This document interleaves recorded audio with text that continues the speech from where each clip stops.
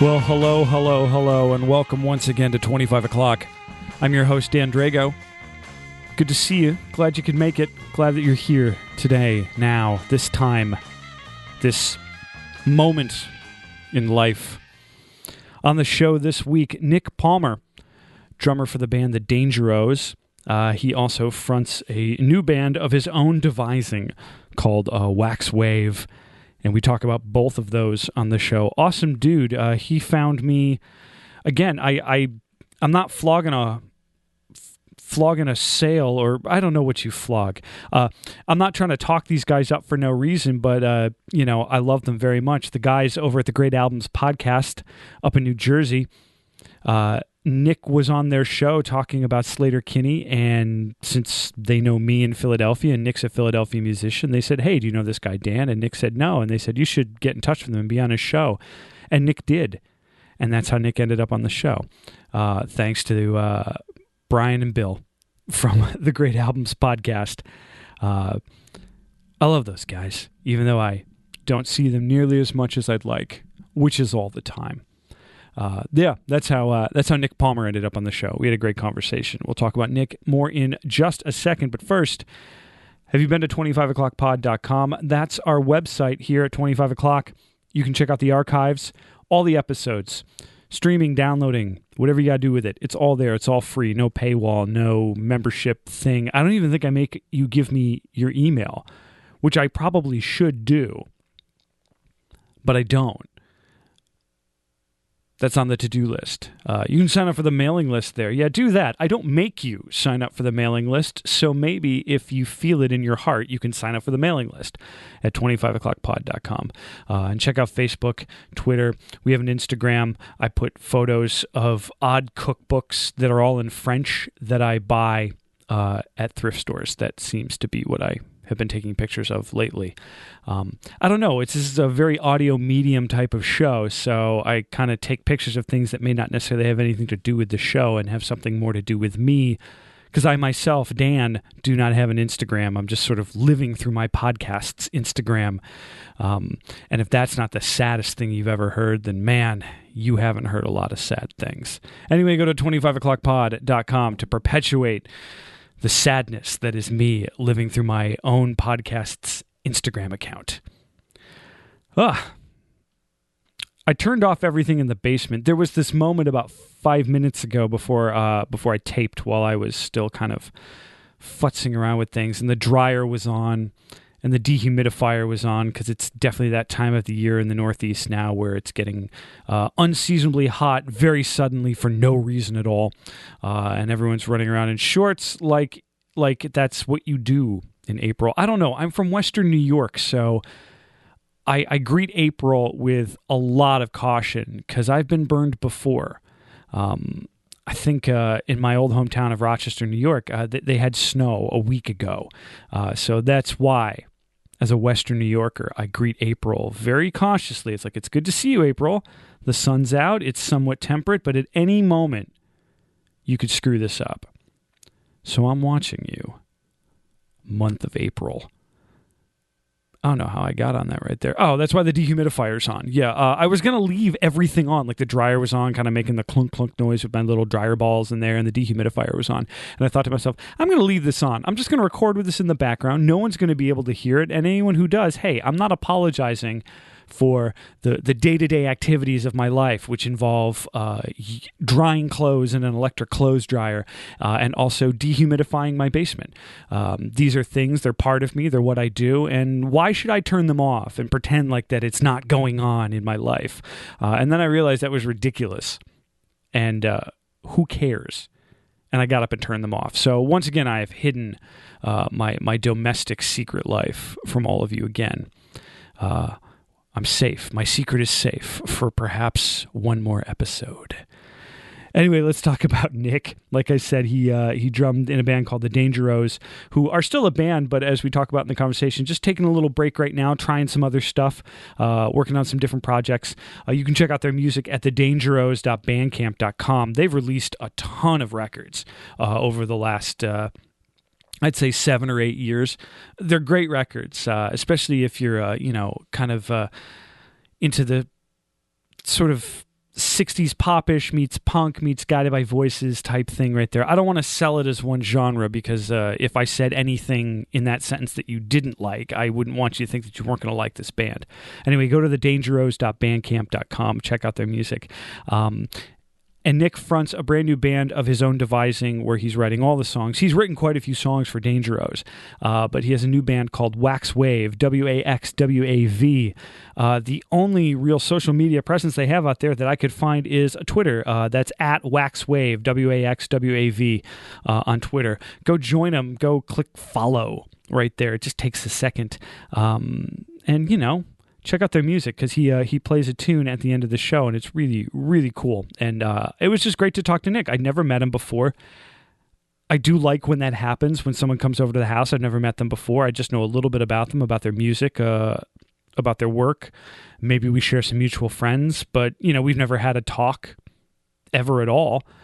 So that can be fun. You learn very quickly how to just talk to someone that you've never met before who's sitting in your house. It was a great talk. It was a good talk. I mean, he and I are definitely two guys who started out our musical lives into punk rock or whatever that was in the mid-90s and moved outward. I don't want to use the term onward because that makes it sound like you left punk behind. I've never truly left that music behind. There's other music that I've chosen to focus on as I've grown up. In different times of my life, I've had focuses on different kinds of music. But I think it's important, at least for myself, to always remember that was the first stuff that really, really got me energized and got me realizing not only that I loved music, but that I could probably make my own music too. And Nick is definitely a guy who comes from that as well. So let's do it. Let's talk to him. Let's go right to my conversation with Nick Palmer here on 25 o'clock.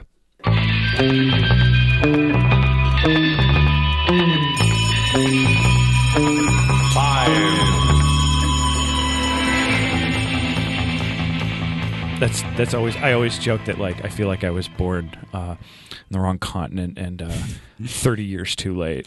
Yeah, but the good news is that you can take that influence and then just make that happen again now. Yeah. Oh yeah. It's we're about there in the cycle. Yeah. And then I feel like things are about to deteriorate to London in the 70s level, social economic levels. It's true. Anyway.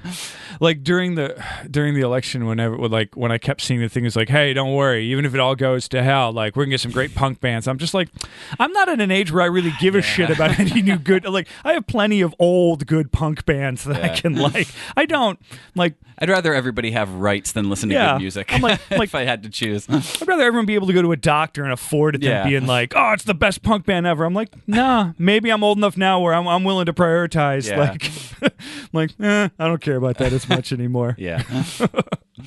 But by the way, Brian sends his best because I was just messaging with him today. Cool. He's booking us in New Hope, so we're gonna. Cool. There, yeah. Where are you from? You're from the area, right? Yeah, I grew up in the suburbs. I've lived in the Fishtown area for the past 6 years, but I grew up in the Westchester scene. Okay. Seeing bands like Plow United and the Boils, and there was ska back then too. There was ska back and stuff like that.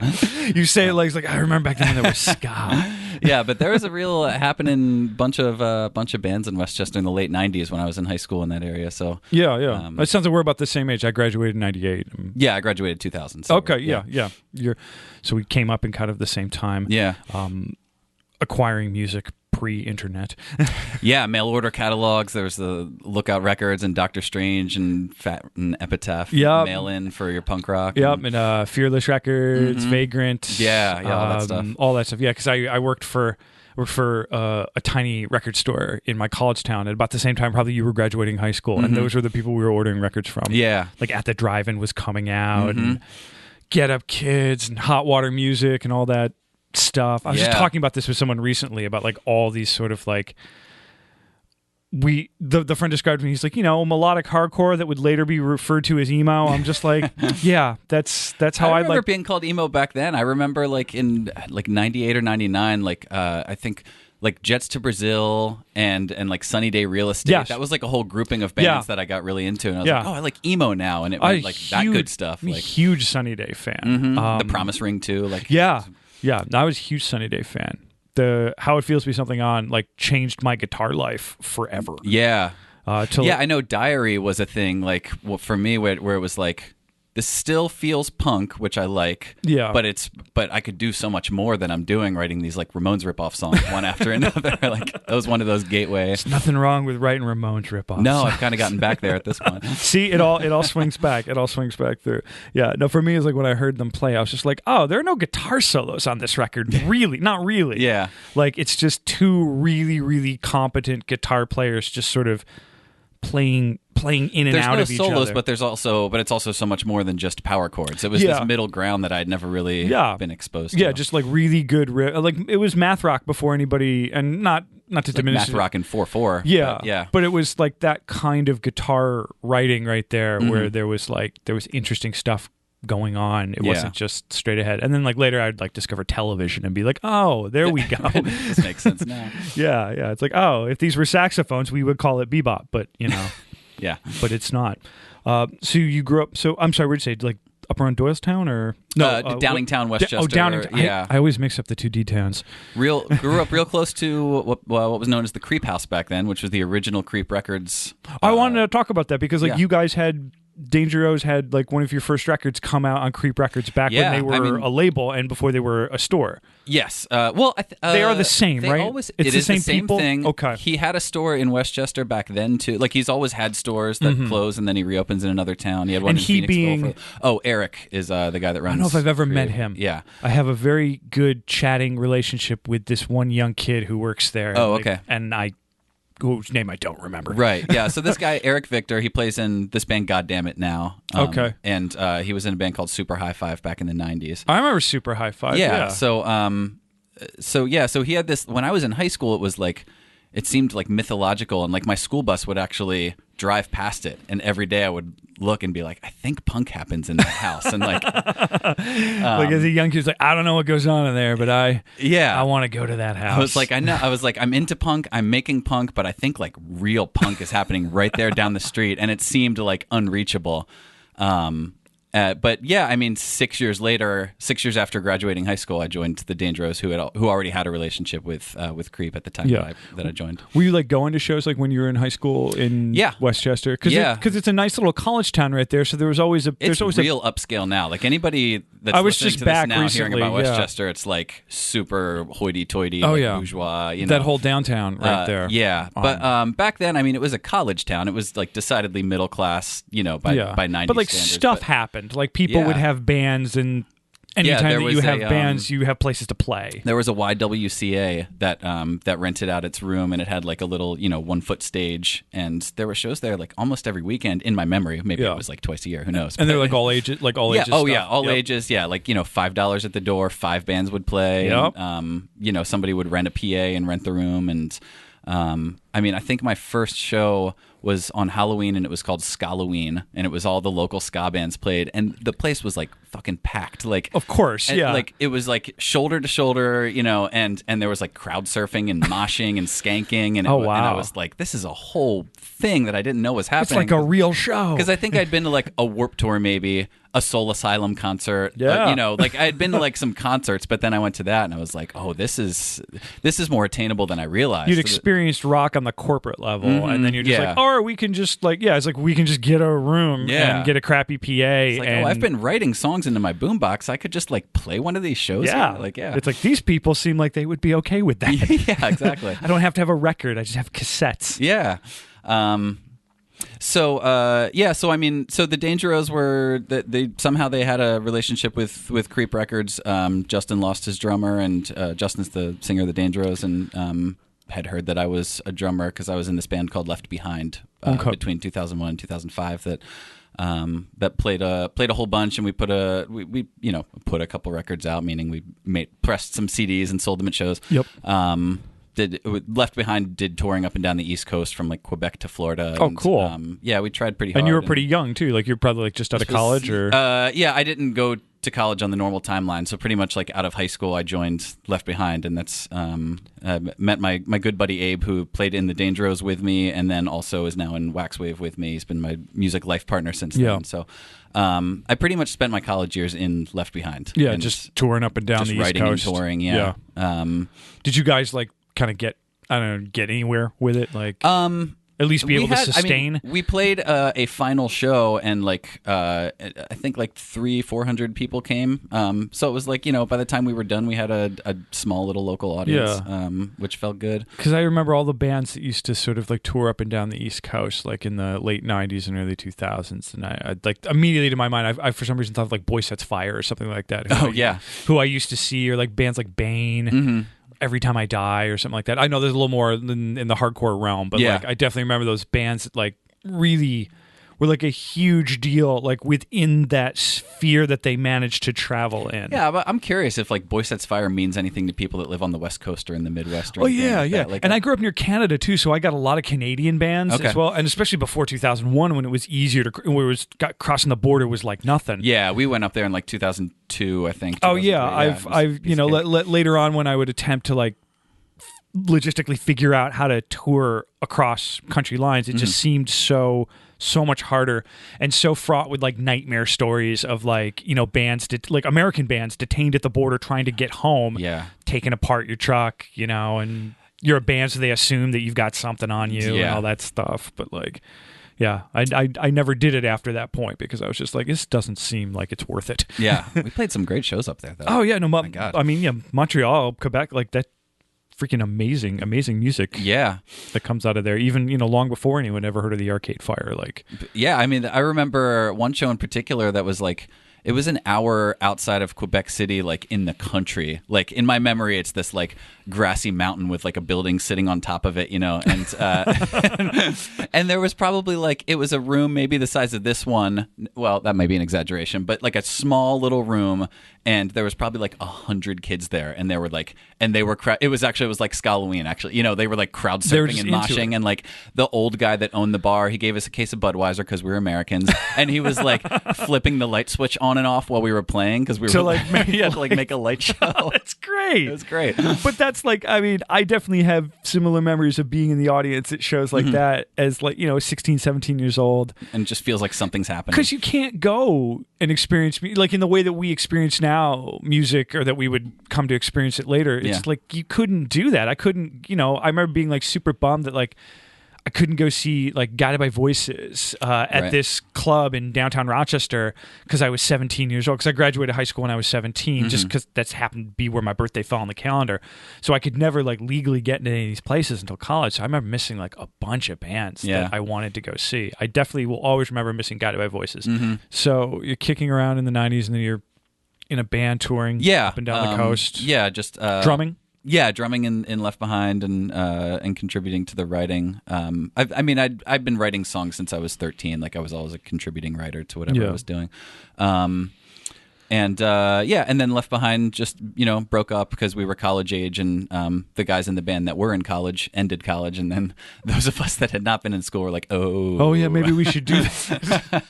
yeah, you get like 22, 23, just like, oh, maybe I should. Whoops. Maybe I should get out of the band or get out of the van and like have a life. Yeah. So I enrolled in community college and and became a manager at my job, and then about a year, it was probably a year between like Left Behind ending and me saying like, well, that was my music thing, and then the Dangeros reached out and they were like, oh, we saw you drum with Left Behind. Justin said actually in his first email, he was like, I really liked when you guys covered Soul Asylum's Somebody to Shove at a show. I thought that was a great choice. And I was like, oh, this guy knows what's up. Yeah, you already got some simpatico music stuff going on there. So I went and sat in with them, and it worked out, and we started making the full length that Creep put out called 1994, which I think is still the one that the most people know probably. Yeah, everything else pretty low key after that. You guys made a lot of records in your time, and in your time's not even over too. Like you guys are still a band. It seems like you guys just taking a bit of a break. It's on hold right now. Yeah. Well, but all of you seem to be doing something. Yes. Yeah. I mean, it was, so when I joined, it was a 3-piece. on that 1994 record, and eventually the way that Abe ended up joining, who's my good friend from Left Behind, was I joined with Justin and this guy named Jeff, who recorded all the guitar in 1994, and then as it's almost done being mixed and we're feeling really good about it, and Eric's telling us he's going to do also, Eric from Creep is saying he's going to do all sorts of things with this record, Jeff quits, and so I immediately called Abe, and then it was me, Justin, and Abe for a few years, trying to make the most. And Justin's the lead singer. Justin's lead singer, yeah, and plays bass. Yeah, that's right. But you sing on a lot of it too. I was harmonizing. Yeah. My voice is not super distinguishable. No, but not. Yeah, so you're singing on it too from the kid. I was curious too because I hadn't met you. So as I was listening to some of the songs that you had pointed out to me that you had more written, I was like, oh yeah, it's that still him Justin singing? Yeah. Yeah. That's always interesting when you find a band where like. It turns out that like, oh, this song is great. This song is like, well, actually, the drummer wrote half of it, which is always like the interesting, like, oh, yeah. I mean, it was pretty collaborative. I mean, even as soon as I joined, I mean, I contributed like 2 songs to the 1994 record, and then after that, it started to really feel like a band because you join an already established band, and there's a good year or two of feeling like the new guy. Yeah, yeah. You just got to learn just sort of not even just learn the material. You have to just sort of absorb. Yeah, learn the chemistry and the values and all that kind of stuff. But yeah, at a certain point, like me and Justin and Abe really started feeling like a unit, and the writing was very much like in the room. People would just come with ideas, and we would just flesh them out together, and somebody would go home and write lyrics, and whoever were best would make it onto the song, and all that kind of stuff. And then we added a 4th member, a guy named Dan. Well, let's see. So we almost broke up in 2010. We did a couple things for Creep. They had the first EP out called Little Machines that I'm not on. Then we put that 1994 record out, and then we did a double 7-inch. Called Massively Intimidating Episodes. That is, it's 2 7-inches with 3 songs on each, and then sort of just gave up for a little while. It just felt like stagnant. Like no show was any bigger than the one before for like a little too long. Yeah, no, I definitely know that feeling. Were you guys like trying to tour, or were you just sort of just playing around? We weren't trying to tour, but we were trying to play more than we were able to play, and we were trying to play better shows than were being offered. And it was just like, it was like. We were starting to. I mean, we must have been 27, and we're still playing like a few too many all ages shows where everyone around us is 18. Yeah. We're kind of like looking down on top of everybody's heads, metaphorically, like, oh, everyone here is young. Like, let's take a breather and just kind of see what happens. You don't want to be that band that like never quite got out of the all ages scene. Yeah. It just didn't feel like there was any forward momentum at all. Yeah.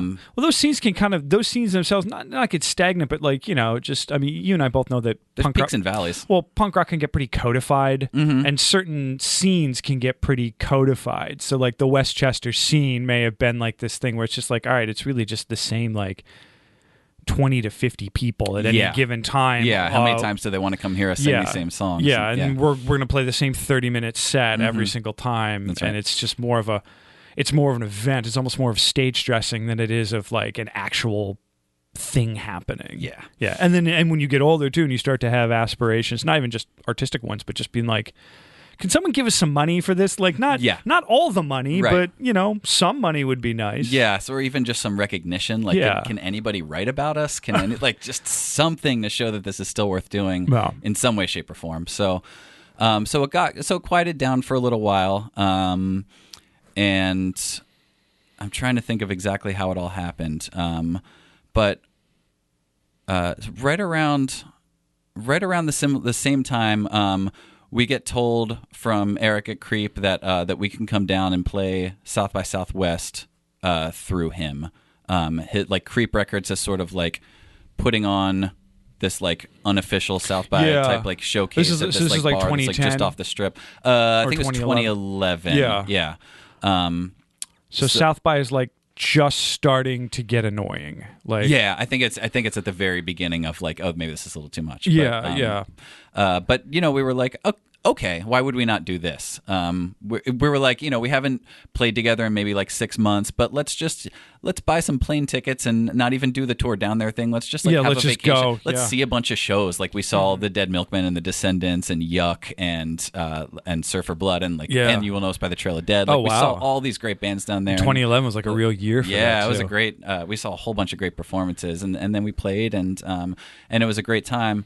And then somewhere in there, the woman that I had been living with just stopped coming home and returning my phone calls and texts, and just disappeared off the face of the planet. And we've been together for like 2 or 3 years. She's okay, right? Yes. Okay, she's alive. Physically, okay. yeah. She's still not going to push any more on the okay. On that, it was like she's all right. She's alive. Like get kidnapped. Yeah. But it sent me into a like prolific sort of like writing period. I dusted off my 8-track and just like song after song was sort of like pouring out of me. Oh wow. Yeah. And so I started like emailing the songs to Justin and Abe, kind of saying like, do you guys want to do anything with this? Over like through back and forth through emails, we started getting together just at each other's houses, not even in like a loud setting, but just like playing with acoustic. Like all 3 of us would have an acoustic guitar and we'd write songs and stuff, and that became the Play Their Hits album, which is like 18 songs that are all like unfinished and lo-fi and demo-y and stuff. Yeah. And that sort of put us back where we did like a release every single year from 2011 through last year. Yeah. I mean, you had written to me in an email, you had said that you'd felt like the Play the Hits felt a little, you said listening to it now, years later. Yeah, I don't seems know a little if I love it. Yeah. Seems a little disjointed and just sort of like unrealized. Yeah, it was, it was like, it's like that's what we were going for, and we knew what we were like we weren't under any illusions of like this is perfect. Like the idea was like this is imperfect. Yeah. But then once we put it out, I was like, it was imperfect. It's like at first you get caught. When you take a swing, like even a swing and a miss was still a swing. So, but now it's out there and it lives as it is. And because you get caught up. I mean, you guys probably got caught up in just like the joy of just creating stuff with your friends. Yeah. And then recording it and being like, hey, it doesn't sound half bad. This is fun. And then it just sort of spirals out of control. Yeah, a little bit. Next thing you look up, you're just like, oh shit, we pressed that. And and like the fidelity of like the best songs is the worst on that out. Like some of the strongest songs that like ended up becoming staples of our live set for the next 5 years sound like total shit on that. Like it's like guided by voices. It really is. Yeah. Like there's a song called My Friend's Motor Ride, which is still one of my favorite songs I've ever written, but I recorded the drums, guitars, and vocals all on my iPhone on purpose and mixed it like on the computer. But it was like I was like, this song will sound so tinny and compressed, and because I'll just record it all on my iPhone, like this big idea, and then it's like, oh shit, that was a really good song. I shouldn't have done that. and then I put it out, and it sounded exactly like I wanted it to. Yes, exactly. That's so funny. But I mean, that had to be cool just to get you all back in the room together. Yeah, and then and because we had gone so sort of like buck wild with how we made it. We were having a hard time reproducing it as a 3-piece, and that's where Dan comes in. Mm-hmm. We're like, we're gonna try and figure out how to do these songs live, and so we got another member, and sort of through like putting that together, I was like, it's like again, it sounds bad, it's lo-fi, and that's on purpose and everything, but at the same time, I was like, but we did this completely in house, like we recorded it all ourselves, and I was like, I think maybe we could do something that sounds a little better and not go to a recording studio. And so that's where everything we made up until the last record, not including the last record, was done completely in house with like no producers or engineers or studios or anything. So we got really into like home recording, and you can do a lot of stuff, and every year it seems to get easier and easier, or there seems to be the gear gets a little cheaper. That's true. A little easier to use. And we also like we did it in a way like we would like put restrictions on ourselves. I would like go to Goodwills and look for like tape decks with mic inputs. And I found one. I have a tape deck that cost me like $10, and it's got like a right and a left 1/4-inch jack, and all the drums on the Present a Sequence album and the Turn It Up album were recorded onto like a cassette, like a Maxwell cassette tape on that thing, and then dumped into the computer to mix. Oh, so you just cut them in stereo? So you just did like a 2-mic? 2 mics, and like one was in front and one was on top, and they were hard panned, and then like that's what came out. That's how they did Ringo's drums up to a certain point. Yeah. Yeah, the one. Yeah. Oh, yeah. That's awesome. Mm-hmm. I love limitations like that. I love. Yeah. And I mean, as you can see, like I love digital recording and I love options and I love that. But at some point, I want to not have any options. I was listening recently to an interview with Jack White of all people, who talks about that exact thing. Yeah, but, limitations. But like that had been my mantra for I did when I was freelance writing for like a zine, and I had a great conversation with the guitarist Matt Verda Ray, who was in a band called Speedball Baby. He was in Matta Rose, and he was in John Spencer's Heavy Trash project. And he said he was the one talking to me about like, oh yeah, like 1-inch tape machines, stereo inputs, like whatever. He's like, don't give yourself the option to record 4 ins. He's like, just use 2 and figure out how to make it sound the best way possible. And like, I got that at the right part of my life. I think I was like 24 or 25 when he said this to me over the phone. I was just like, yeah.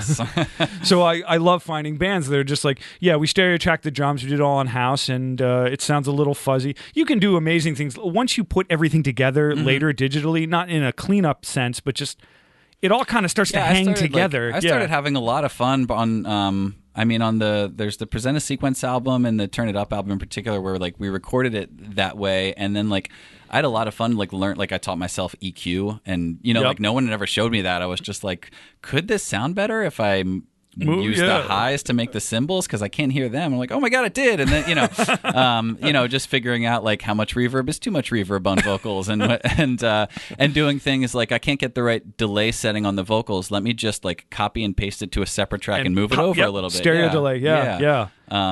So yeah, just figuring out all that stuff.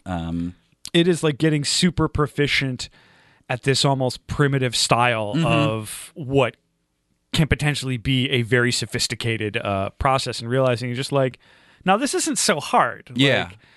And I got really into the idea of like we're doing something in that sort of like has the spirit of what used to happen with like 4 tracks and sort of like, guided by voices and stereo drums like Ringo, like, from the old school, but guys at our sort of like low success level and low income level could only do this now because I'm only able to mix this because of GarageBand. Yeah. And like, which comes free on the computer. I need it anyway. And so like that sort of dichotomy of like, we're doing this the old way, but also this is only possible because of the new way. And like even anybody other than us hearing it is only possible because of the new, like we put it on Bandcamp, like nobody would have heard any of these songs if it wasn't now. No, that's an excellent point to make. It's old practices, but newer production, because and you need to sort of have this sort of musical explosion that we've had over the last decade or whatever, for better and for worse, is that you needed that new technology to get it out there and to take you that last couple of steps right there. Yeah, that's right. Because I definitely remember in the 90s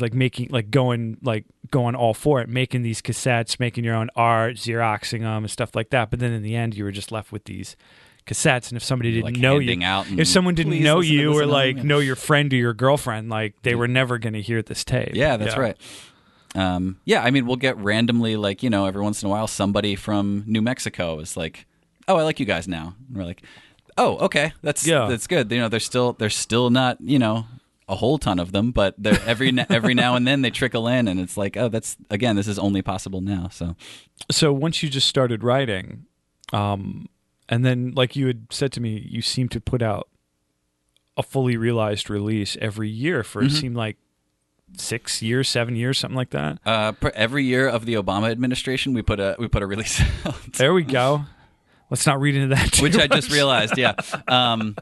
But yeah, because 1994 came out in 2008. Yep. Massively Intimidating Episodes was 2009. We put a single, like a double A-side in 2010. There was that small break, but before the end of 2011, Play Their Hits was online. And some years it was just like a single or a double A-side. Some years it was an EP. But something. There was something something was coming out like constantly. Yeah, which is always a key, especially for a band at that level where like you can't necessarily sit back and take 2 or 3 years to be making a record. No, yeah. And I mean, like I'd be mixing the one thing at home as we're like writing the other thing at practice the next day. So it was like, there was not a break whatsoever between writing. Like any one song could have been on the next or previous release if that had been where the cutoff was where we decided to record. Yeah, like fluctuated by a week or two, one way or the other, and it ends up on one or the other. Yeah. No, that's great. And that's, at some point, when you're at a band at that level, that is going to kind of be what sustains you. I'm not even talking about like financially or anything. That's just going to be what sustains you as a just band. artistically and emotionally. And Yep. yeah. Look, exactly. we have a thing. Yeah, exactly. Now we're Yeah, doing it just another thing.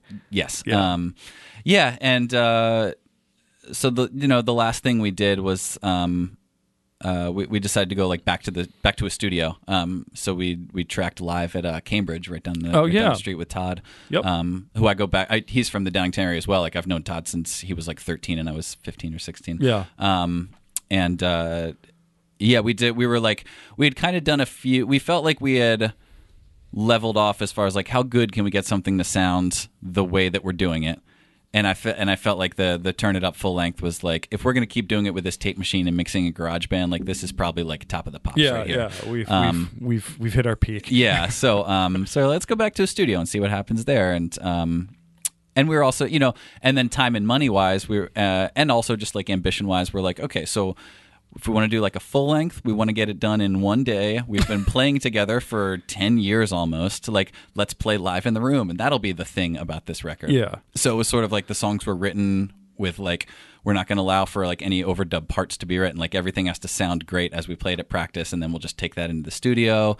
And it seemed like this great idea, and like the songs were pretty good, and we played them like I think really well, but it didn't, like I wasn't inspired. By the time I was mixing, I was like becoming just like a combination of just like over it, getting kind of like depressed about it, not feeling inspired by it. Like I wasn't done mixing yet, and because we recorded it in like real studios. We besides Todd, we did some guitar overdubs at Noisy Little Critter with Mike Bardzig, who's awesome. And then once I had all the tracks and putting them together, I was just like getting tired and not wanting to finish it. And by the time it came out, we only played a couple shows after the tapes were pressed. And which one was it? This was the newest one? This is called Remainder. Yeah. It's like what, like is that 6 songs, 7 songs? 8. Like yeah, it's an 8-song full length. Yeah.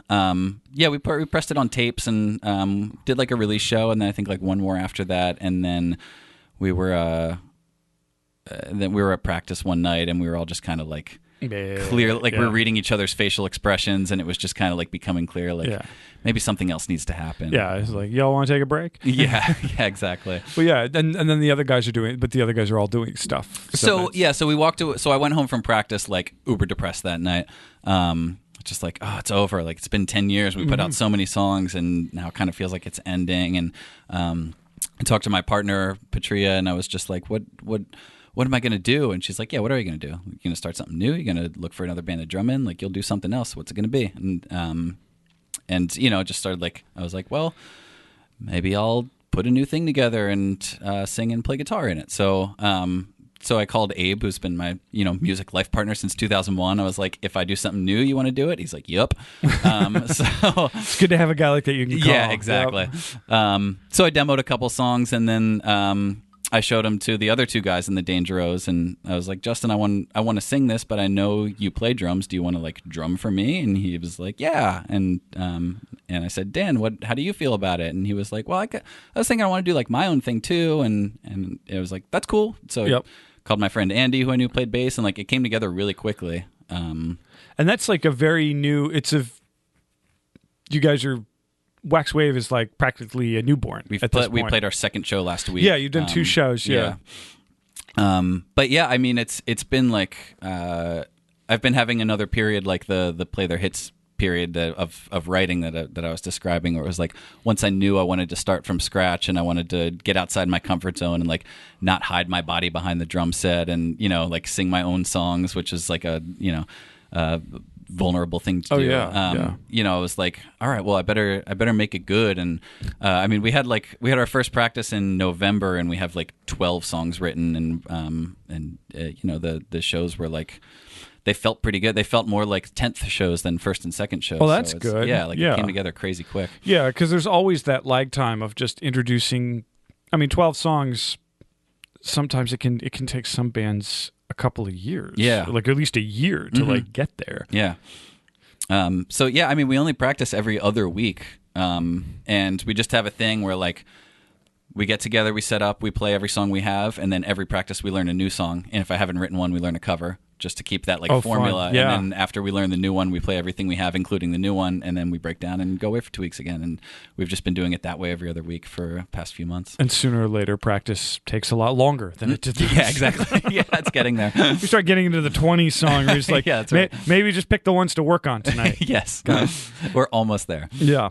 And I imagine you have plans to record this stuff. Yeah, we have a date booked with Mike Bardzik at Nosy Little Critter, and we're going to. Where's that place? It's out in Downingtown, actually. Okay. So out in Chester County. It's awesome. He converted like a barn on his property, and it's got like giant ceilings and a huge live room. He's got the walls like lined with organs and keyboards. Oh, fun. He's got like living quarters in there, and he's got like the stack of like 6 heads in the control room that all lead out to an amp that's in an isolated cabinet that's in an isolated room. Like, sweet! It's the tops. Great, yeah. And he's a great sort of like for me, Mike is the perfect like between sort of like cheerleader and also you need to do that again. He's like right down the middle. Yeah. Where, like if something's good, he'll tell you. He doesn't withhold, but he's not always going to tell you it's great if it isn't. Well, those are the best guys to work with, right there. They're surprisingly hard to find. No, it is true. You can't. The psychology aspect of it is tough, and I'm a little nervous to go sing in the studio because I know when I was like playing producer on those Dangerous records and Justin was doing his vocals, I had a really hard time like walking a line where I was like, if I beat him up too much, like he's going to be in a bad mood and he won't sing well. Yeah. But if I tell him that was good, and the finished product won't be good enough. Yeah, and that's often to me too. Is I've done enough engineering and producing myself. The vocal stuff is the hardest to do, hard. And everyone's different. I've never found a particular formula that works for everybody. Mm-hmm. The best thing I've ever found is actually to not do it all at once, because very often you'll hit that point in the project where just like, well, the drums are in, keep your tracks, keep your guitars in, the bass is good. I don't know, let's start laying down some good lead vocals so we can, move around it. And when you put it all in at once, I find it sometimes better to be like, let's work on a couple today. Yeah. And now let's work on some what I like to call the one input idea, single input ideas, which is any idea that you can do with a single input on the board. So it'd be like, I don't know, play that piano, and like, hey, we're gonna have the hand clap part or something like that, and you sort of intersperse that in with the lead vocals, because like that's a lot, and the lead vocals are in the forefront, so it's a lot of pressure. Yeah, I've never sang lead on a full release, but just recently I went and did a project with some friends, and we all wrote songs, and so we all took lead on our own songs. Okay, that was the first time I'd done like lead in a long time, and I was just like, oh yeah, this is kind of a lot is at stake right here. Yeah, that's right. Like this, like anyone who's not a musician is going to be listening to this part of the song. Not to psych you out from going to do your future, but you just sit there, you're just like, this is the thing. Like lyrics exist in pop music so that we don't get bored. That's right. Yeah. No, I mean, I've been like practicing again because I have like a new thing to practice. Because I mean, I've been drumming since I was 4 years old. And, like, really? Yeah. Like my dad had a drum set. I was going to ask, how did you get into drums as a kid? There was just a kit there from before my memory forms. There was like a drum kit. Was your father a drummer? Yeah. He played like in a high school cover band in the 70s. I played like Boston and Kiss and stuff like that. Yeah. And so there was a drum set around, and he put like giant wood blocks on the bass drum pedal so my tiny legs could reach them. And, that's great. Yeah, I mean, there's like a VHS of me at like age 6, I think, like drumming along to the song "Do You Love Me." The 50s song, yeah. And like I sound pretty good, like I'm with the beat. That's great. Your parents both pretty musical people? My dad keeps an acoustic guitar around. My mom, not so much. Oh, I mean, but music appreciators, like definitely listening to a lot of stuff in the house. Not even some. Like back then, yes. They've fallen out of it, and as they get into their their older years. But like, I mean, my dad kept current kind of up through the 90s. I think his checking out new music stopped around 95 or 96. But he was like into Green Day and Weezer with me. Like that's not a bad place to check out if you got to check seriously.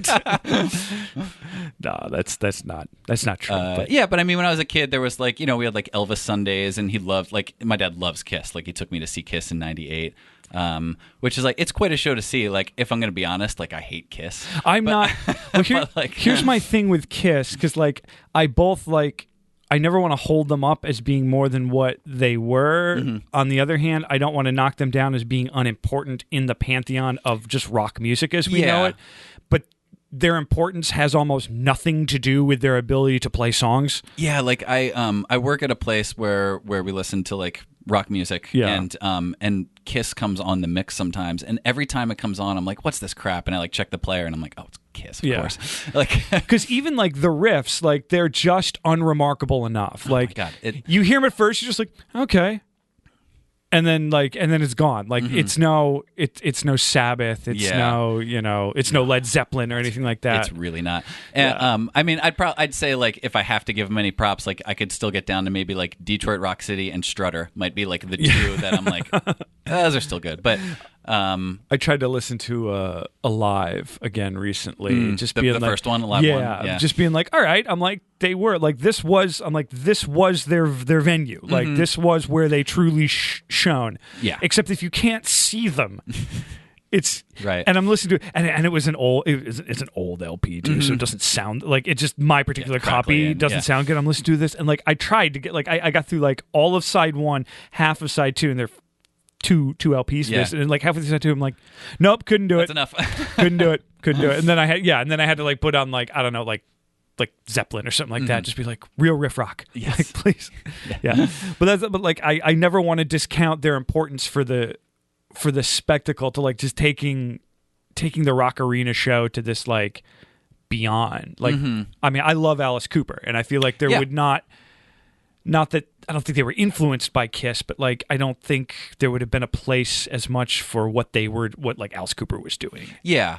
And I mean like, and I love the Misfits too. Oh yeah. Who have it kind of in a way like equally like bad songs, and I mean, they only have like 12 songs. So, like I'm not saying in the way like I'm saying like I hate Kiss and I love the Misfits, but I'm saying like objectively like most of the songs are like not very good, and like it was a lot about a look and sort of an aesthetic and everything. Like that like sort of like 50s rockabilly bad boy meets like it's like B-horror movies. So I'm not beyond liking something that's like campy or like visually driven or anything like that. I love the Cramps too, and like there are times when I'll listen to certain songs of the Cramps, and I'm just like, this is not a good song. Yeah. Or even like a Bowie or a Prince, where it's like the visual part is like a big part of it. Like those are two of my favorite artists of all time. A Bowie definitely for me.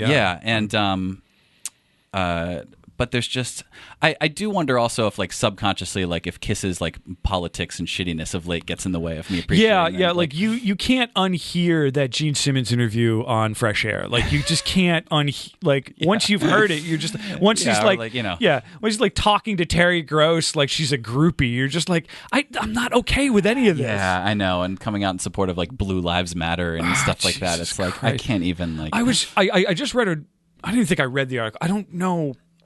Often now when we say we read articles, it means we did not read them. We just sort of skimmed them and saw them. We looked at the fact they existed. And then we walked away. But I started reading part of an article that I can't remember where I read it. I think it was a reputable music source. I don't think it was just some stupid clickbait site talking about the parallels between, conservative America, blue collar America, and classic rock, and why like so often every time there's a big political campaign, you'll hear someone has taken this song by classic rock artists, and it's like Neil Young, and Neil Young is like, nope. Yeah.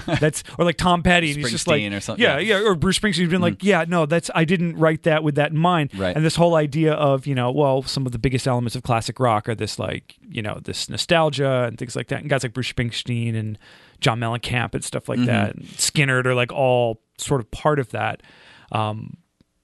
I wish I'd read the whole article. We would have had something to talk about. But it was this interesting parallel. I was just like, no, that's absolutely right. Like, because like classic rock is like sort of like the everyman's rock.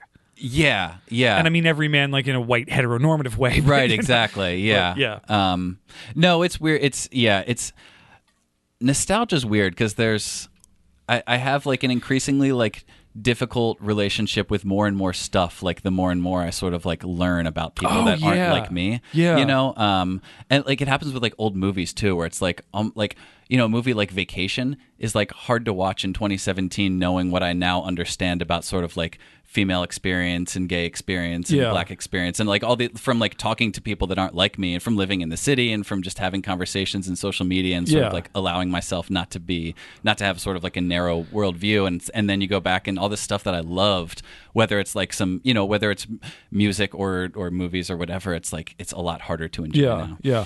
I was watching. Have you watched that series? I guess on Hulu now. It was on PBS at one point. That like sound series. It's like an 8-part documentary about like recorded music. No. Oh, there's a. If you have Hulu, like I did. That sounds great. You have to watch it. You'll love it. Each episode is themed. It's not necessarily chronological. Okay. It's sort of themed.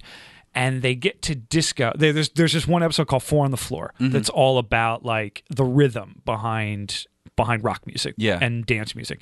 And they get to the part in the 70s where they're talking about disco and how it's huge in like Los Angeles and New York, and it's this big, amazing like utopia of, you know, black people, brown people, white people, gay people, straight people, men, women, all just getting together because the music is so great, and they like just euphoric, love it. And it's euphoric. And for a lot of these people, just like, it's, you know, it's one of the only places like a black gay guy in the 1970s could go out in New York and no one was going to care. In fact, everyone was going to think he was awesome for being the way he was. Yeah. And then they juxtapose it with that 1970s like disco sucks rally. Oh yeah. And I used to always think that was funny. Like you'd be like, yeah, disco sucks. You know, I love Led Zeppelin. I do like primarily rock music. Yeah, so yeah. But like the hatred that's behind they that flipped sentiment. it around right there, and like Nile Rodgers was talking about. He's like, yeah, we didn't get it. They're like, we were just making.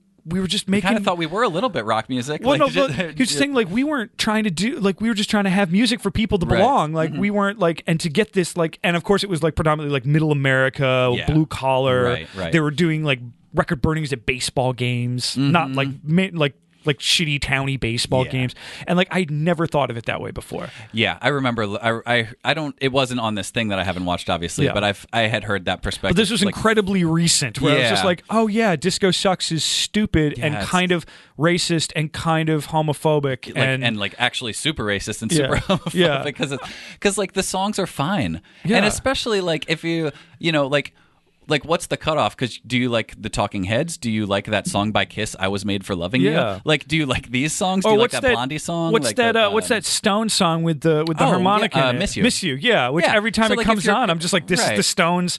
This is someone turning to Mick, and this is a straight white man making it okay for other straight white men to like disco. So they to like do that anyway. Yeah. So it's like and like everyone loved the Bee Gees because like they were their own sort of like macho white guys with chains and chest hair and all that. Yeah, so it's pretty transparent. But yeah, like I never thought of it that way. And I felt like I was like really like bummed for like 5 months. Like, oh yeah. That had to suck for these like already marginalized cultures in New York City. Right. Just trying to have some fun and like not be killed by all the things that were trying to kill them. Right. And then for like a bunch of like, for lack of better terms, like no-neck hicks in like Michigan to be like, fuck Chic, and be like, why? Like, listen to the man play guitar. It's guitar tone. It's so good. it's like 30 years from now, Daft Punk's gonna bring this back, and you're all gonna fucking you're love gonna it. Be fine with it. Yeah. It's a great series, though. You should really watch it. Yeah, that sounds good. It's very, very cool. I don't know where we got off to. Oh yeah, that was quite a tangent. It's what it's for. It's what. Okay, yeah, I can trace it back because I was talking about my dad listening to music. So he liked Kiss. He also liked Creedence, who I still love. Oh yeah. So yeah, there was music around the house for sure, and you know he I should give him credit. Like he took me to that Soul Asylum concert I mentioned, and Matthew Sweet opened. Like that was nice. I mean, great show at the Man. I'm a huge Matthew Sweet fan. Yeah. I mean, my technical first concert was the Monkees at Vet Stadium.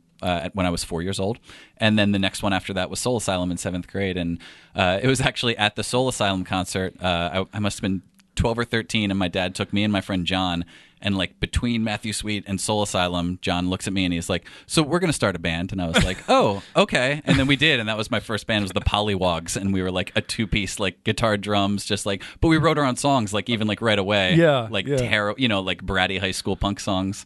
And those are the best kinds of bratty punk songs. Yeah.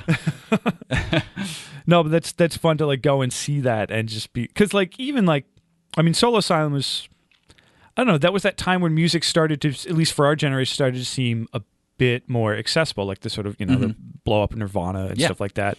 Because you could play these songs. Probably like what a lot of people felt like when they heard the Ramones for the first time or something. They're just like, oh, I can do that. Yeah.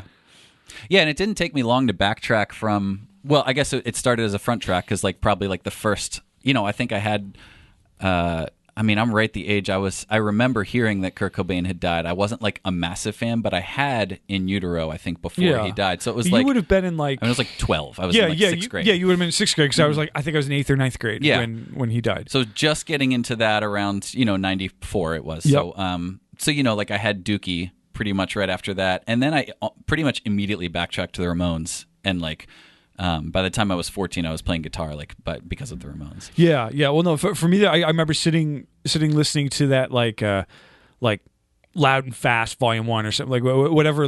They had 2 volume greatest hits, which pretty much. There was Ramones Mania was the one that was being sort of pressed and distributed in the mid 90s, and then there was also All the Stuff and More Volumes 1 and 2, which was the first 4 albums. Yeah. And I had All the Stuff and More Volume 1. I got it at the library or something like that because it was just uncool enough at that time that you could find it in the library. Yeah. And I remember sitting in my bedroom with an unplugged electric guitar and realizing that if I just took 2 fingers and didn't finish the power chord, which I was having trouble with anyway. Yes, me too. Yep. And just being like, oh, dun-dun-dun-dun-dun-dun. I'm like, oh, I can play Teenage Lobotomy, and then they would play Blitzkrieg Bach. I'm like, oh, well, this is the same song, and just playing, going through this 45-minute record over and over, being like, oh my god, I can play an entire record. Yeah. Thinking in my mind, I wonder if this means I can play any record I listen to, and the answer is no. I also think about that. I'm like, I'm glad that the internet wasn't quite a thing, especially the way it is now at that point, because I also would. I had no understanding of subgenres or scenes or localities or anything like that. So I would go to Coconut Records and buy a compilation that said punk because I was like, I'm getting into punk. I like punk. This is a sound that I'm into. Buying those Fat Records comps or or it would just I ended up getting into stuff like the Subhumans or the Jam. Or, oh wow. Or the UK Subs because I bought some punk compilation that covered sort of the England underground sort of post first wave. Yeah. And the Jam. And the Jam is interesting too when you realize oh gosh, this is downright melodic. Oh my god, yeah. Yeah. The Jam and the Buzzcocks, I mean, those are those are Beatles level songwriting, melody wise and chord structure wise. It's incredible. The first time I heard the Jam cover in the Midnight Hour, that Three Dog Night song or whoever. It was an old R&B tune or something like that. And I was just like, oh gosh, you realize that's what they listened to. That's or David Watts too. Yeah. You realize just they didn't listen to punk, they invented it. Yeah, exactly. Yeah. I just recently I've been wanting to cover a Jam song, which we haven't yet, but I have my eyes on Down at the Tube Station at Midnight. Oh yeah. Have you ever read the lyrics to that song? It's incredible. It's crazy. It's the story about this guy's on his way home from work and he goes down to the subway station at midnight and gets jumped, and it's implied that it might be the narrator might be black and he gets jumped by the National Front and and they beat him up and take his house keys and go home to where his wife is making dinner, and it's dark and sad. And it's really poetically written. I don't know if I've ever really considered the lyrics in that song. Yeah, it kind of blew me away when I read it. Yeah. As or something like Concrete Jungle too by the Specials, which is very similar. I got really into that second wave ska too back at that same time. That's my ska. We were around for that third wave that Real Big Fish, Less Than Jake. Right, which feels, number one, it feels kind of like novelty. But there were good ska, there were bands like the Pie Tasters and Bim Scala Bim. The Toasters were around and they were great. There was this band from Long Island called the Pilfers. They're a 3-piece or 3 or 4 piece with one trombone. And we thought they were because you could dance right.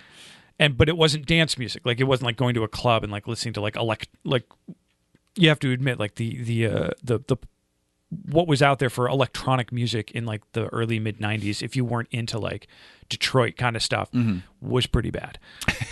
what was on techno compilations then was very trancey and terrible. Yeah, I barely. I mean, even to this day, every once in a while, I try to get into that that whole world, and it's just like it hasn't really cracked its way into There's my brain cooler yet. stuff now. Like there's a lot. Like I got into Aphex. In college, I got an Aphex Twin, and I was just like, oh, electronic music can be a complete mindfuck and have nothing to do with dancing.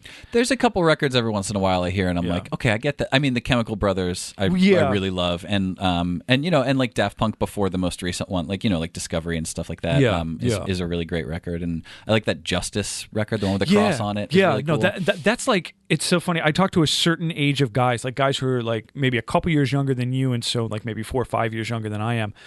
Where like if Justice hit them at that's like their white album. Oh, really? Like that's I and these are rock guys too, but who will like very like be like, oh, that first Justice record, that was like.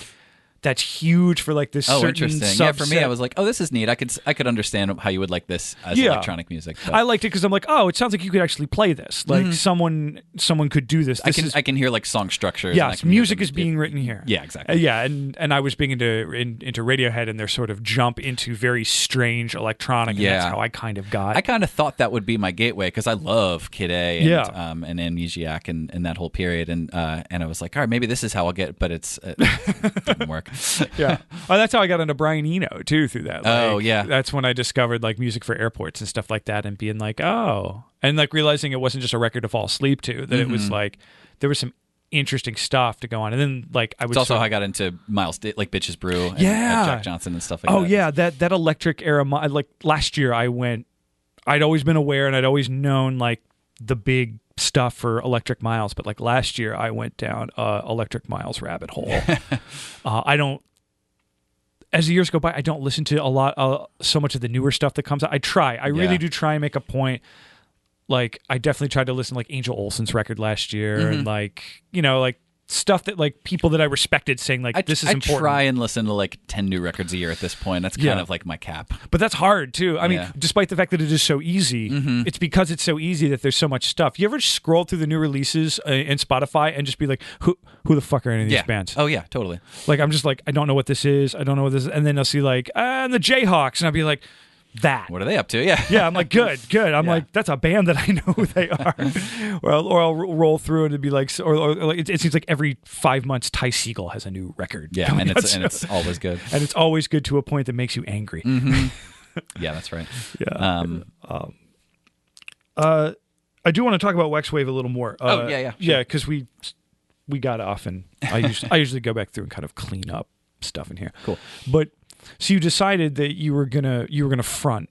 Yes. You were gonna front a group, and you had definitely a songwriter backing at that point. And actually, I mean, I fronted my bands in high school, so pre-Left Behind. Yeah. Kind of like the period that I haven't talked about yet, which is after the Polywogs that formed at Soul Asylum, and then before joining Left Behind and meeting Abe, I was fronting the bands that I was in. So there was a couple of them. There was one called the Impenetrable Fortress of Suburbia, and that was like a very sort of like Lookout Records influence, like Screeching Weasel, The Queers, Mr. T Experience. We were writing songs to sound like that. I know all these. Yeah. And we played like some shows like at our high school, like we played like an after dance part. We played like at lunch one time as part of like. So there was I was in an environmental science class because I wasn't good at science. So instead of taking physics or chemistry, I took environmental science. And then as a project for that class, we learned a song by. Do you know the band 15? I don't think so, no. So they were on Lookout Records. They were kind of this like hippie punk band. They just sounded punk, but like the guy had dreadlocks and was like, I think he was like into like he lived in a commune or something like that. Like it's some like mythology to it or what. But they wrote this song called Petroleum Distillation, which was like a pretty brilliant like environmental sort of like activist like poem. So almost anarcho-punk, but like very like environmental message. So I submitted the lyrics to that song and said, I would like to play this at lunch. And then we just played like a half an hour set of mostly our own songs and that at lunch for like anyone that was eating had to hear us that day. Yeah, you somehow trick the authority into letting you do a thing by pretending, look, I'm learning. Yeah, exactly. Now I will play my own punk songs. But when you, I guess my question to you is like, so now that you're older now and like you have a lot of experience under your belt of just being in bands and traveling and playing in front of people. Yeah. But then it's still something to then flip it around, get out from behind the drum kit, and still stand feels new, and it now makes me nervous. Like I haven't been nervous to play a show in so many years because, again, like starting drumming when I was 4.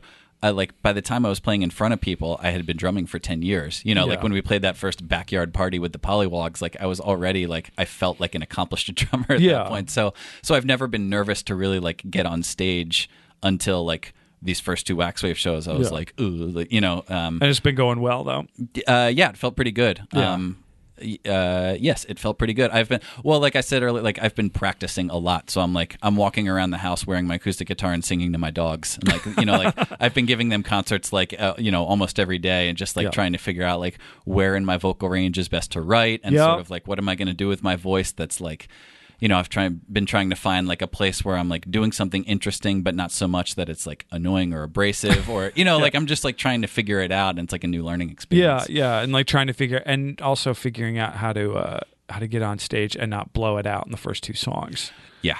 Because you get up and you get that excitement and that adrenaline and you're just like, yeah, I'm doing it. You do 2 songs, you go do the third one, and you're just like, oh shit, I gotta go easy here. Well, yeah, I figured that out at practice because like our practice space is pretty small. We're kind of all like hugging each other, and I blew my voice out like the first few practices. And then I was like, all right, I need to find a different place in my throat to push this out. Yeah. You learn how to work out of your diaphragm and learn how to hold back and learn how to work the microphone as an instrument as well. Right. Yep. Realizing like this is going to amplify your voice, and at times this microphone is going to save your life when it comes to getting it out. Yeah, that's right.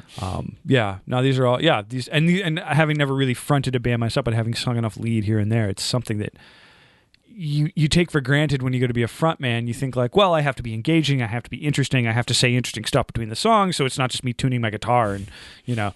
But then you realize like, oh, yeah, this is a physical act that I'm going through as well. Yeah, that's right. And like playing drums, it's physical all the time.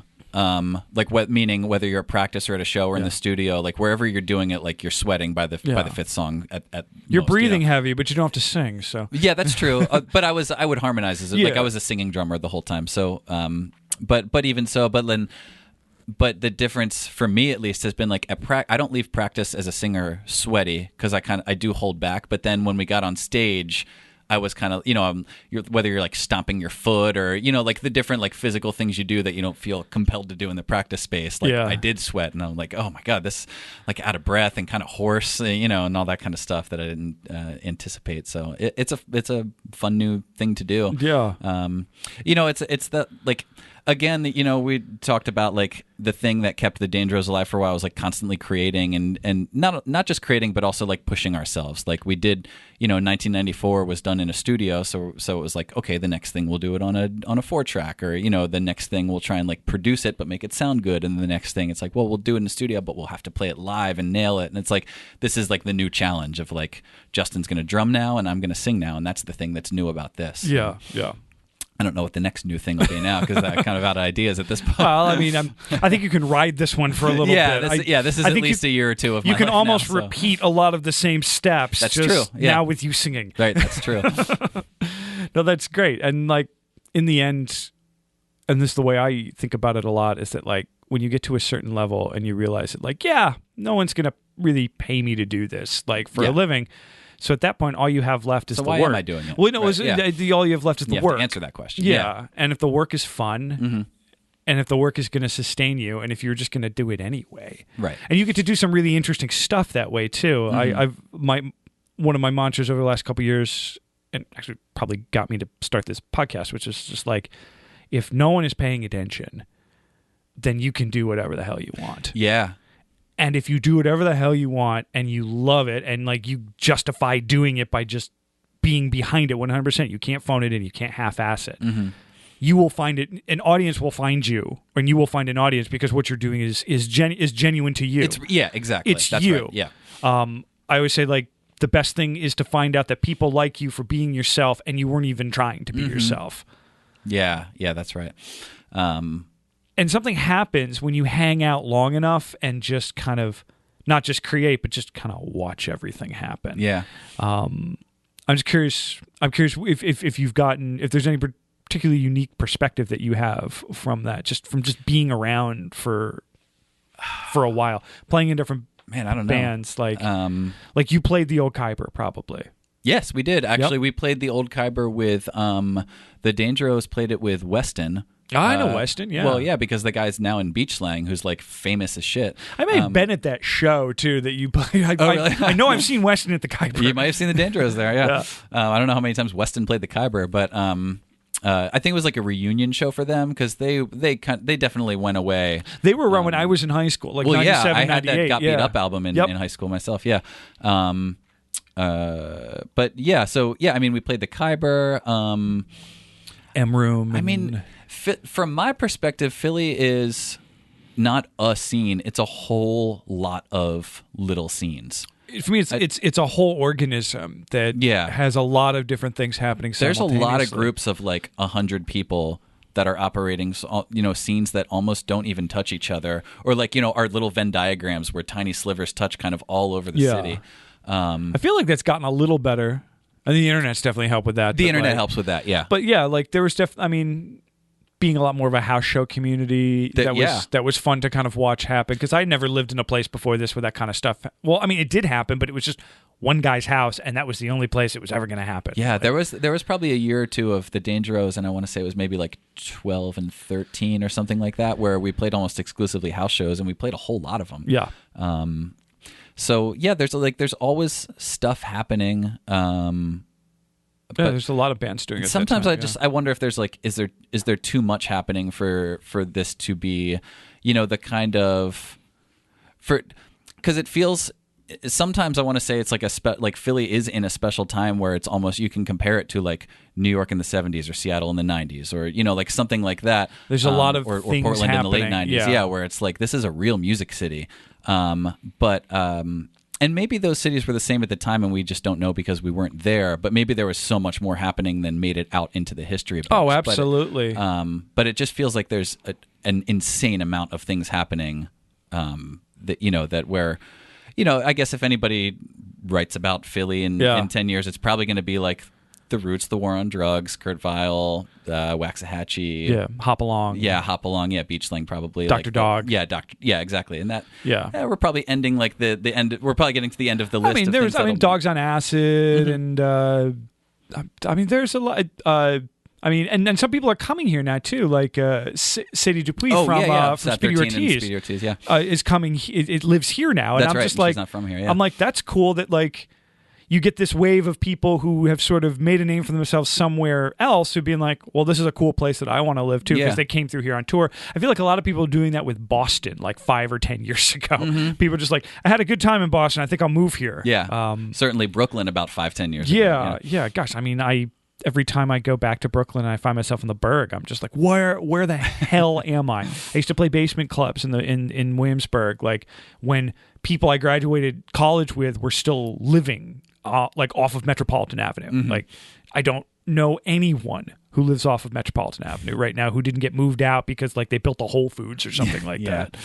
And you kind of get to like sort of reflect on. I don't want to say a scene that's singular. True. I think I think I care about the quality of my own work more than I ever have now. Yeah. And I care less about who's hearing it than I ever have before, or how many people are hearing it than I ever have before. I've been working like crazy hard on the lyrics for Wax Wave.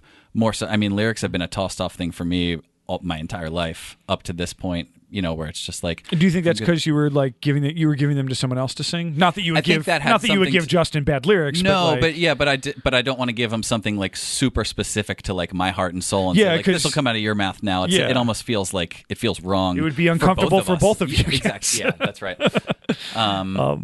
But also, just like, well, I think I've been working hard on them too as things around us crumble. I've been caring more about like what I'm saying and not like the melody behind it. I've written so many songs that have been sparked by pieces of conversation I've either heard or like back and forth that I've seen on social media. I started writing Wax Wave stuff kind of in October, and that's when I sent those like demos to Abe, and I sent him a song called Empathy, and it was just about like my like mental illness basically, but he listened to the demo like the day after the election. Oh God! And he was like, "Wow, this feels like really this feels really pertinent now." And I was like, "Oh, that was like there was like a light bulb above my head." I was like, "Oh, I should write about what's happening." Yeah, yeah. I find sometimes it's whenever you want to write things specific to a time or a set of events, like, I don't know, it helps to have some poetic language under your belt to be able to sort of shape it into something both present and pertinent to the moment, but also something that like 5 years from now we could listen to and just be like, oh, this is good. Like, yeah, so I've been working hard on like writing. I've been trying to write sort of like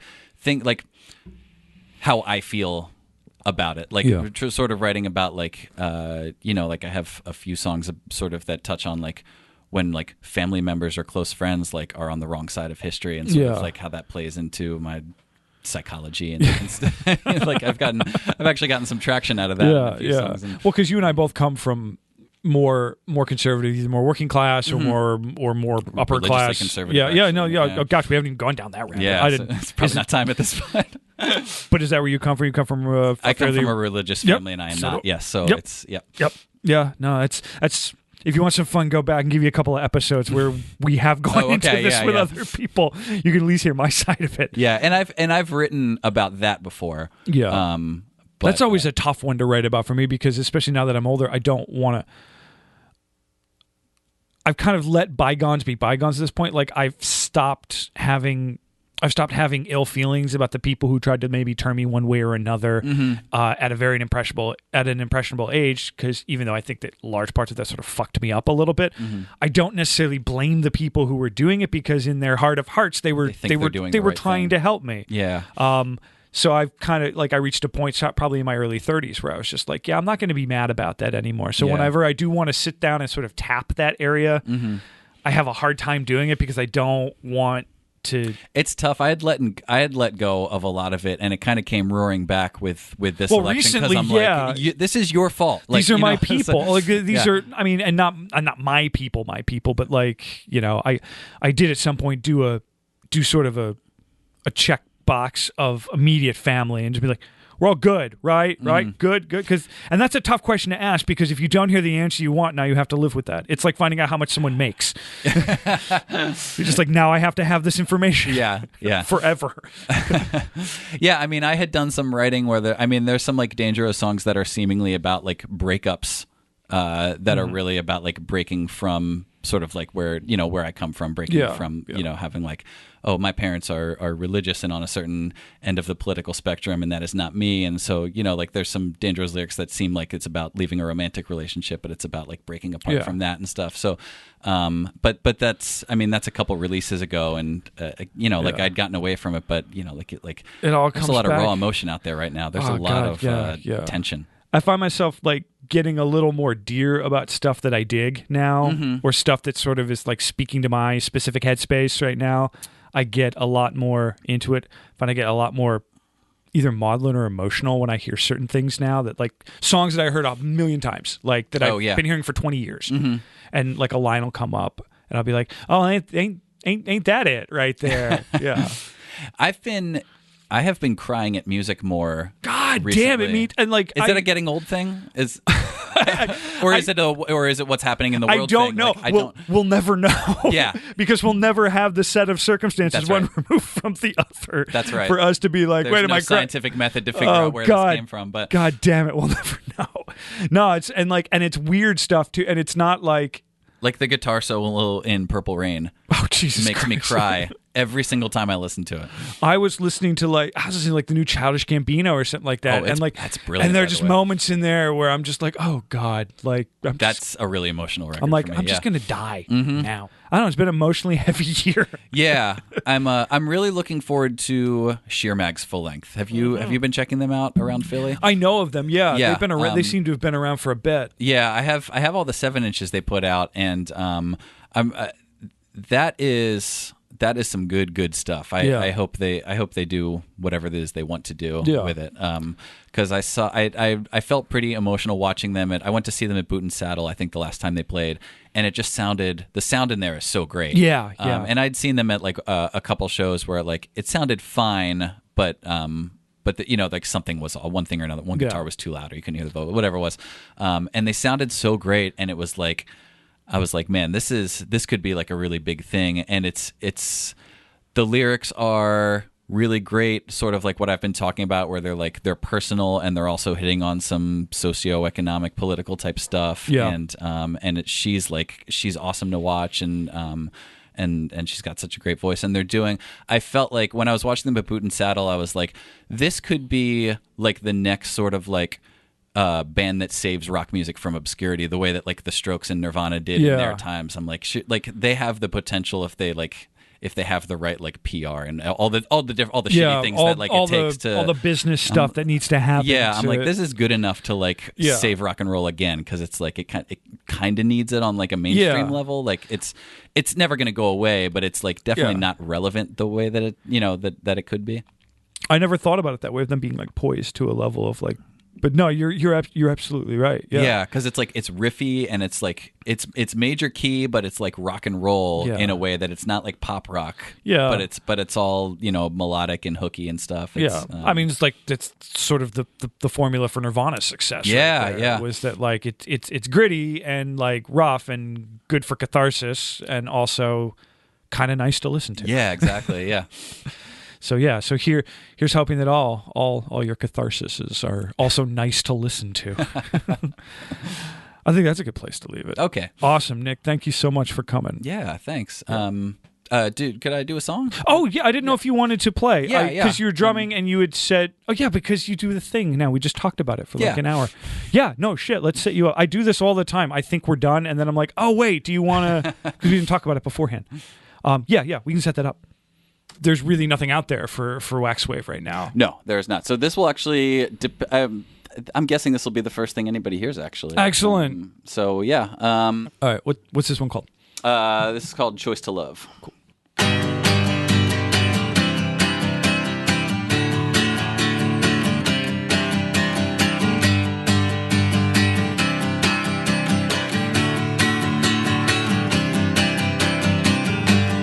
Look inside and weigh the cost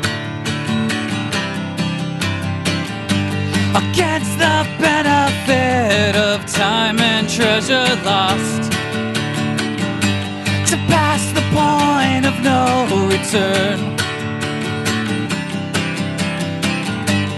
For a generation is the hardest lesson learned, but you can make a choice to love. You can make a choice to love.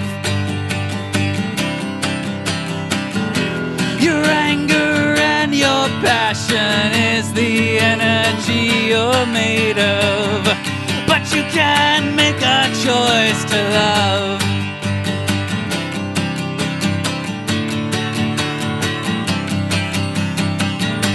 When I was young and making noise and dreaming small, I hid soft hatred down amongst the boys. The kids may never know the shame of growth into awareness, the privilege in itself the same, but you can make a choice to love. You can make a choice to love. Your anger and your passion is the energy you're made of, but you can make a choice to love.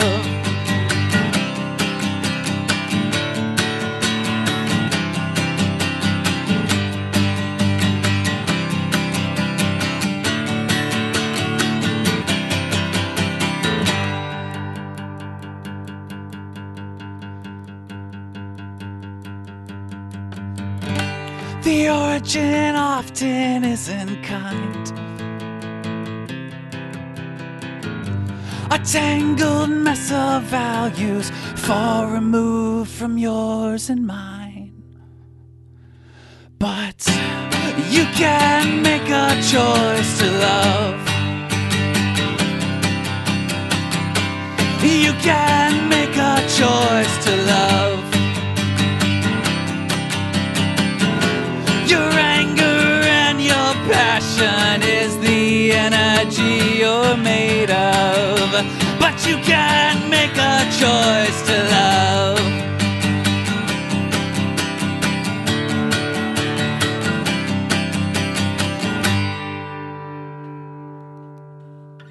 Excellent. Cool. Awesome, man. Thanks so much for coming. Thank you for playing. Thanks for having me. I Yeah, appreciate man. it. We'll be together till the end of time. 25